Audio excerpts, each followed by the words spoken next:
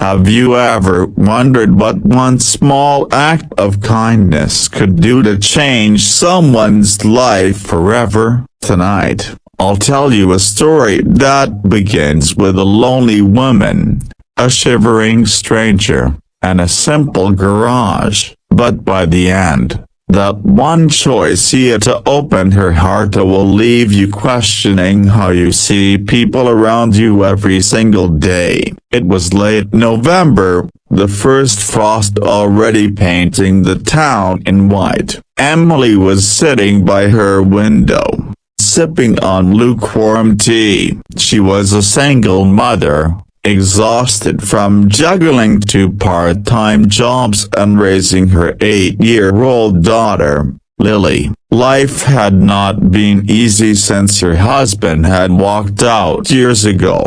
Bills piled up, the car barely ran, and the furnace groaned more than it worked. That night, as the wind howled through the streets, Emily noticed a shadow near her driveway. A man, hunched and trembling, was trying to shield himself from the cold behind her trash bins. Her first instinct was fear. After all, she had Lily to protect. But as she looked closer, she saw the man's face. His cheeks were red from the bitter wind, his hands bare and raw, and his eyes a broken bar. His eyes weren't threatening, they were pleading. Emily stepped outside, the freezing air cutting through her sweater, and asked softly, "Are you all right?" The man, startled, stammered,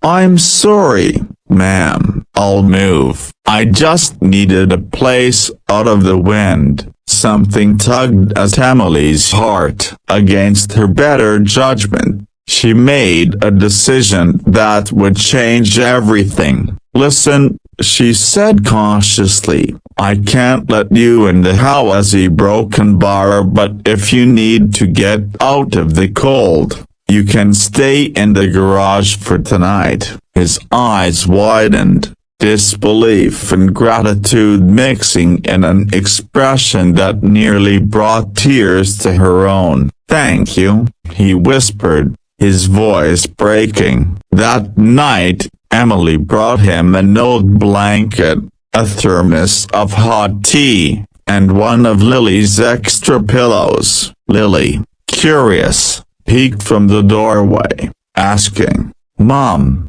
who's he?" Emily smiled faintly and said, "Just someone who needs a little help tonight." The man, who introduced himself simply as James, was quiet and humble. He didn't ask for more than what she had already given, but Emily couldn't shake the thought of how cold he must have been all those nights before. Over the next few days, she saw him around town, sometimes gathering scraps, other times sitting near the bus station. People ignored him, turned their heads, or crossed the street to avoid him. Emily's heart ached, knowing the world had hardened against people like him. Weeks passed, and James didn't return until one evening, when a knock came at Emily's door. Nervously,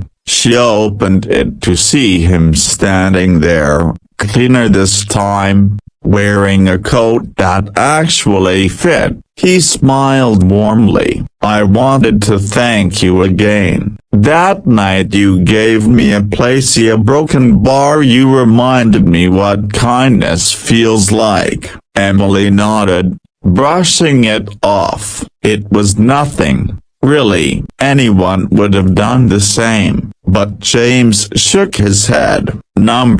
Most wouldn't. What Emily didn't know was that James wasn't just any homeless man. Months earlier, he had been a millionaire businessman, but life had dealt him harsh blows, losing his wife to illness, spiraling into depression, and eventually walking away from his wealth. Ashamed and broken, he had been living on the streets, invisible to the world, testing whether people still saw him as human. Emily's garage, that simple act of compassion, had reignited something inside him. One afternoon, as Emily returned from work, she found a sleek black car parked in front of her modest home. Fear struck her. Was it debt collectors? But when she approached,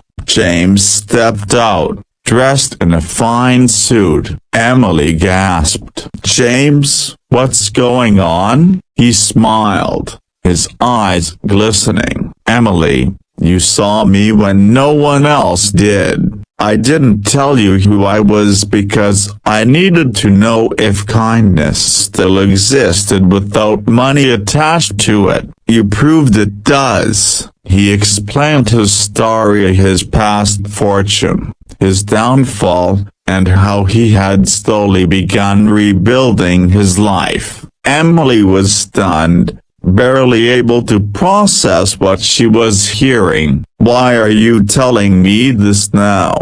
she whispered. James reached into his pocket and handed her an envelope. Inside was a check large enough to cover all her debts and then some. "Because your kindness saved me. Now, I want to make sure you and Lily never have to struggle the way you have." Tears streamed down Emily's face. She refused at first, pride holding her back, but James gently insisted.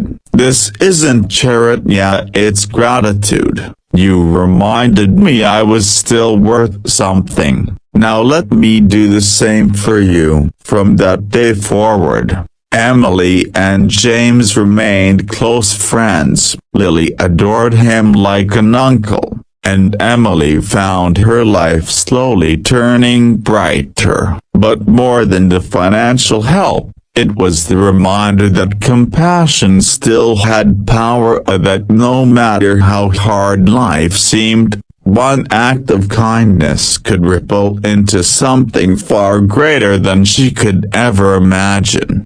So, the next time you see someone struggling, remember Emily's choice. She didn't just give a homeless man a place to sleep. She gave a broken soul hope, and in return, she received far more than she ever thought possible. Because sometimes, the richest people aren't the ones with money, a broken bar, they're the ones who remind us of our humanity.